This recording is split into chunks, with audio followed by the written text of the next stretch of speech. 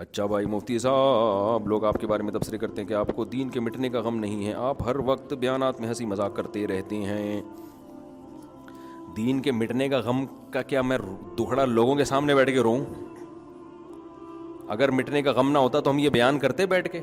باقی یہ کہ ہر آدمی کا اپنا مزاج ہوتا ہے ایک، اگر میں رونے دھونے کی باتیں غم لے کے بیٹھ جاؤں تو دین اس سے زندہ نہیں ہوگا، اس بات کا خطرہ ہے کہ اور ہی مٹنا نہ شروع ہو جائے۔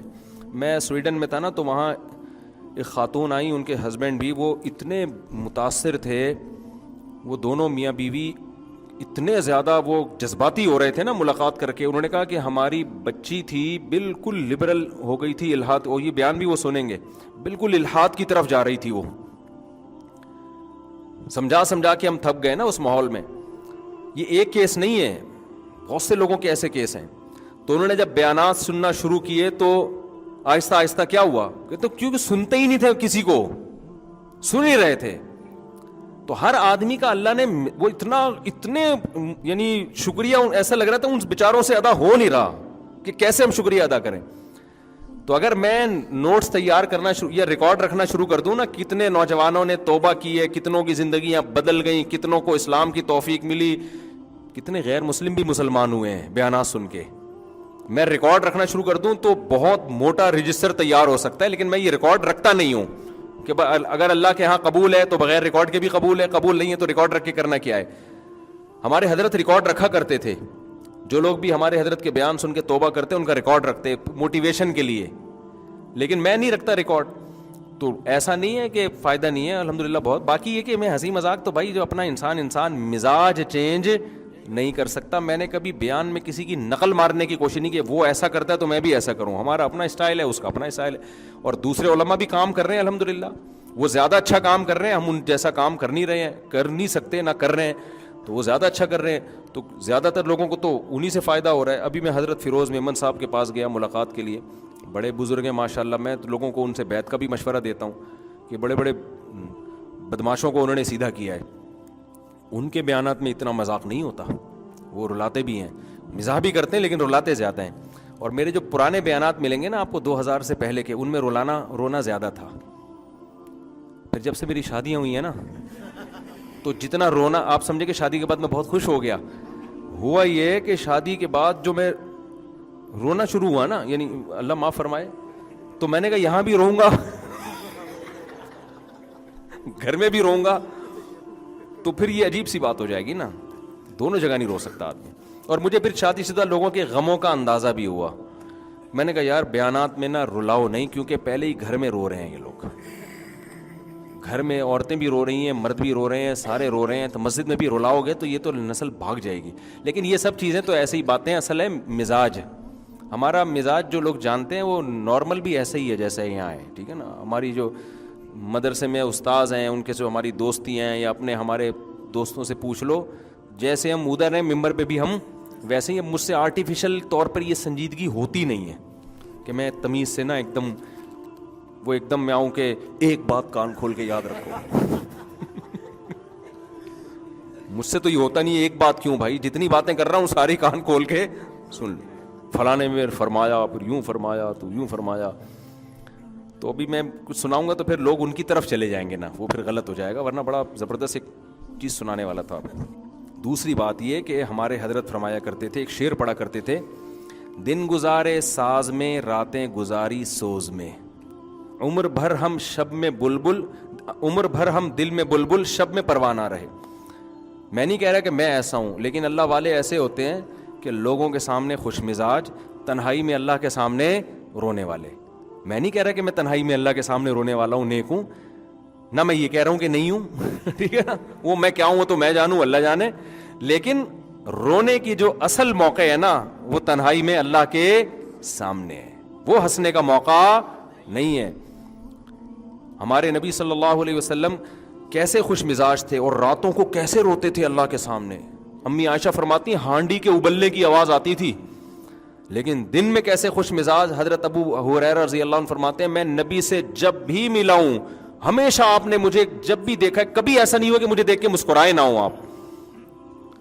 اب اگر کوئی مذہبی اسکالر ایسا بن جائے نا، یوں کر کے، یوں، وہ بغیر داڑھی والا آ رہا ہے، یہ जहन्नम में जाएगा, वो सूदखोर आ रहा है, लानती आ रहा है, वो बगैर दुपट्टे के लेडीज आ रही है, बेगैरत।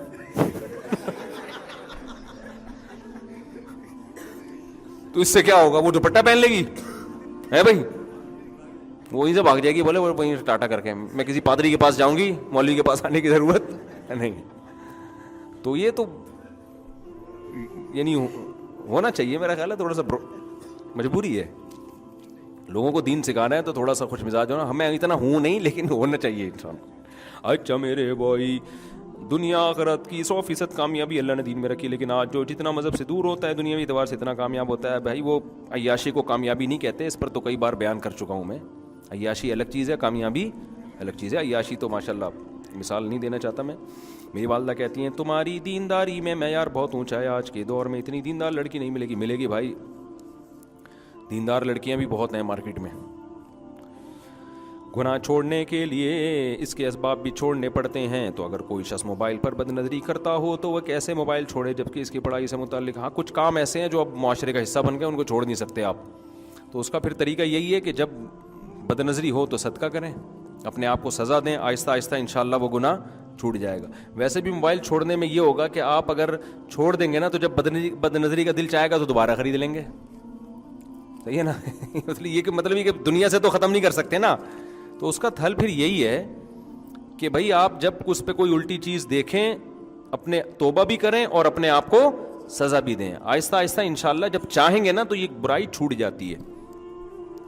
अच्छा भाई, अबे कराची की रोडों पे सफ़र जो करता है उसको तो ये मसला बहुत अच्छी तरह समझ में आता है ना। आप बताओ कराची में कोई एक माई का लाल ऐसा है जिसने हमेशा पूरा रोड पे ही सफ़र किया हो, कच्चे में उतारना पड़ता है आपको, खड्डा आ रहा है आगे, गटर आ रहा है। अभी मैं न्यू कराची के रास्ते से जा रहा था तो वो एक इतना बड़ा गटर खुला हुआ है ना, उससे ऐसी नहरें बह रही हैं ना गटर लाइनों की। न्यू कराची में देखा है आप लोगों ने आगे जाके? मैंने अपने जो मेरे गार्ड थे उनसे मैंने बोला कि यार यहाँ गाड़ी रोकते हैं, अभी हमने स्विट्ज़रलैंड के व्लॉग बनाए, पेरिस के बनाए, जर्मनी की आबशारें, मैंने कहा बेहतरीन हो जाएगा यार। तो मैंने कहा देखो ऐसा नहीं है कि हमारे पास आप जाके देखो मेरे मशवरे पर, जब आप न्यू कराची वाले रास्ते से गुलशन मेमार जाते हो ना, रास्ते में पूरा जो सवात का दरिया है ना, मजाक नहीं कर रहा मैं, आप समझोगे ये दरिया के इतना पानी गटरों से उबल रहा है।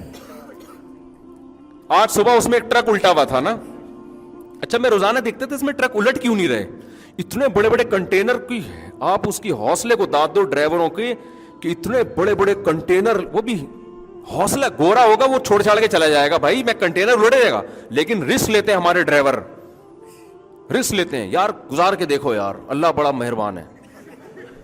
ऐसे ऐसे यार मैं तो यानी वो भाई मुझे डर लग रहा है ये कंटेनर उल्टेगा तो 25-30 आदमी यहां हलाक हो जाएंगे। वो लोग भी रिस्क ले रहे हैं, वो नीचे से आराम से गुजर रहे हैं, ना उनको डर लग रहा है ना कंटेनर वाले को डर लग रहा है।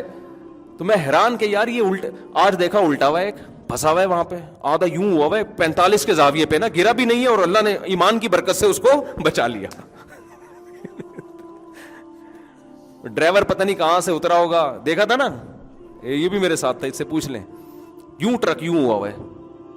फिर हमने कहा अब तो रास्ता ही बंद हो गया, कम से कम एक आबशार के बीच में से हम गाड़ी लेके जाया करते थे, अब हम गलियों में घुसे हैं, तो गलियों में घुस घुस के आगे जाके गए तो तंबू लगा हुआ है, क्योंकि कोई किसी को तमीज नहीं है, शादी करना अकीका करना है, रोड ब्लॉक करके तंबू लगा के खड़े हो जाओ।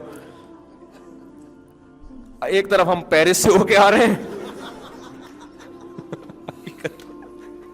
वो खूबसूरत मनाजिर, ट्रैफिक, तमीज, अपने कराची में आए तो आबशारों के स्टाइल क्या हो गए। तो हम इतनी मुश्किल से गाड़ी घुमा घुमा के गलियों में गया, वो तंबू लगाया हुआ आगे, भाई पता नहीं क्या हो रहा है, कीका हो रहा है, किसी की बहन की शादी हो रही है, किसी की बाप की शादी हो रही है, क्या हो रहा है, अबे कोई तमीज नहीं है यार, ये रोड पे तुमने लगा। फिर वहां से निकले, फिर घुमा घुमा के इतनी मुसीबत से यूं यूं करके क्लास में 15 या 20 मिनट में रखा ले लेट पहुंचाऊंगा। तो मैंने ये सोचा कि मैंने कहा यार यहाँ एक व्लॉग बनाते हैं हम, कि आइए हम पहले, मैं उसमें ये कहूँगा आइए आपने पेरिस की आबशारें देखी, अभी तो वैसे दिखाई नहीं है, गर्मियों में जाएंगे तो दिखाएंगे इंशाल्लाह, और स्विट्ज़रलैंड में, और आइए हम आपको कराची खूबसूरत आबशार और फिर यूं यूं कर दो आप गटर के ना उबल उबल के इतने उबल रहे हैं ना लाइन से। और ये जो हमारा शागिर्द है ना, ये जो गार्ड है, ये इसका घर है उस तरफ। जब अभी बारिशें नहीं हो रही थी तो इसने क्या किया है बेचारा, अगले दिन मेरे पास आया, कह रहा मैं बाइक लेके जा रहा हूं, मैं यहां तक पानी मेरे, और 3 बूढ़े, एक बेचारी बूढ़ी औरत और 2 बूढ़े आदमी पानी में बह रहे हैं। खैर बचा लिया उनको जिंदा। तो ये हालात हैं यार, आप खुद अंदाजा लगाओ। अल्लाह आप शारे हैं। तो शुक्र है खुशी इस पे हुई कि वो मुझे इस पे नहीं हुई थी कि गिर गए हैं, गम इस खुशी बचने की हुई जब उन्होंने बताया ना उन बूढ़ों को हमने निकाल लिया। तो ये हालात हैं, ये बारिश के बगैर ये आप शारे हैं। बारिश हो तो हुस्न के मनाजिर, वो तो ऐसा मजा होता है कि भाई वो तो स्विट्जरलैंड तो कुछ भी नहीं उसके मुकाबले में। ये हुस्न है हमारे कराची का, अल्हम्दुलिल्लाह। तो खैर कहाँ से कहाँ बात चली गई यार, ये क्या चल रहा था।